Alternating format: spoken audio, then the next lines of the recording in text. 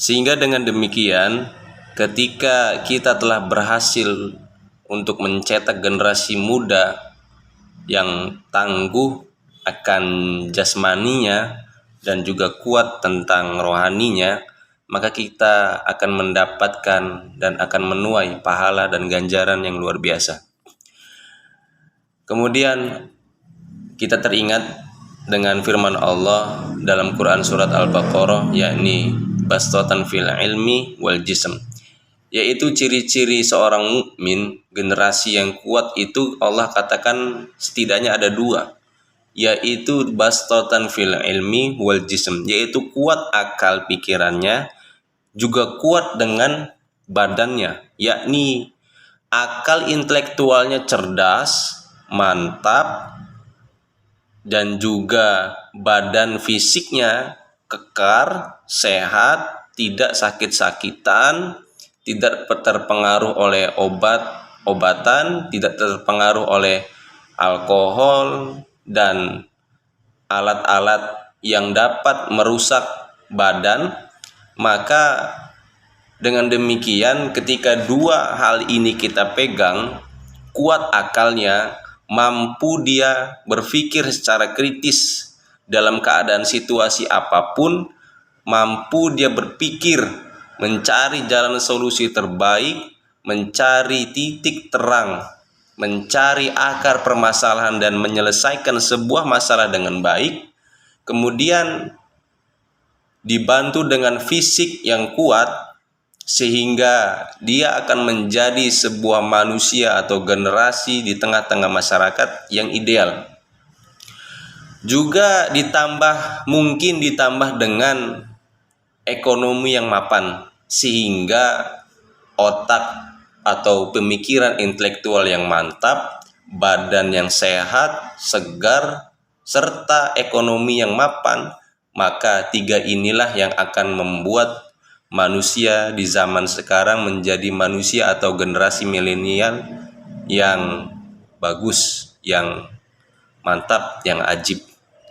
Kemudian ketika kita berbicara dengan berpengaruhnya pendidikan agama Islam pada generasi era milenial sekarang adalah dikhawatirkannya ketika kita tidak mempengaruhi generasi milenial ini kepada ajaran-ajaran agama Islam, kita ditakutkan atau kita akan dikhawatirkan tentang anak keturunan kita yang tidak mengerti akan apa itu agama. Toh kalaupun mengerti, paling mengertinya hanya sedikit, paling mengertinya hanya sekedar memakai hijab yang hanya menutup kepala doang, tetapi lekak-lekuk tubuhnya masih terlihat. Ketika menjalankan syariat Allah, jalankan dengan sesukanya, menjalankan dengan semaunya saja. Nah, inilah pentingnya pendidikan agama Islam di zaman era modernisasi sekarang.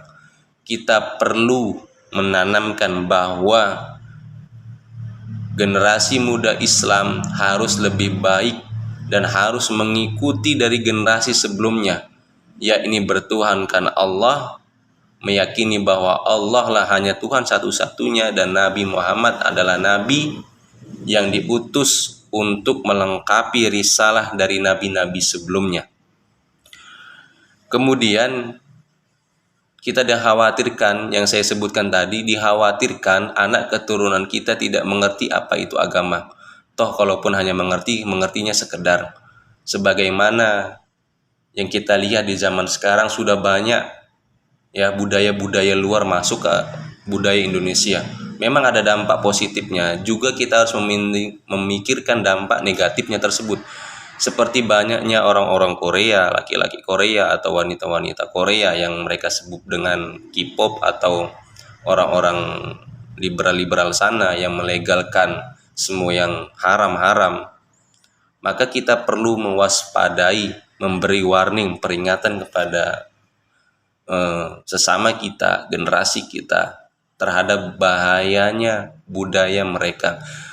Kalaupun hanya untuk sekedar hiburan mungkin boleh, hanya sekedar hiburan. Akan tetapi yang menjadi dangerous adalah ketika kita sudah lakukan atau mengikuti gaya hidupnya, cara berpakaiannya, cara berpenampilannya, cara tutur katanya, gaya hidupnya, dan inilah yang akan membuat generasi kita rusak.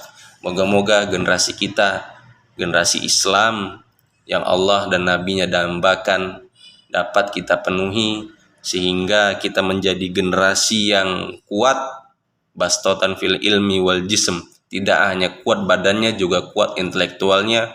Juga moga-moga kita selalu berusaha untuk mempelajari terus menerus agama ini sehingga kita tidak tersesat, kita tidak masuki jurang yang curam, dan kita terus tetap berada di dalam jalan barisan para orang-orang soleh, yakni jalannya para anbiya wal mursalin.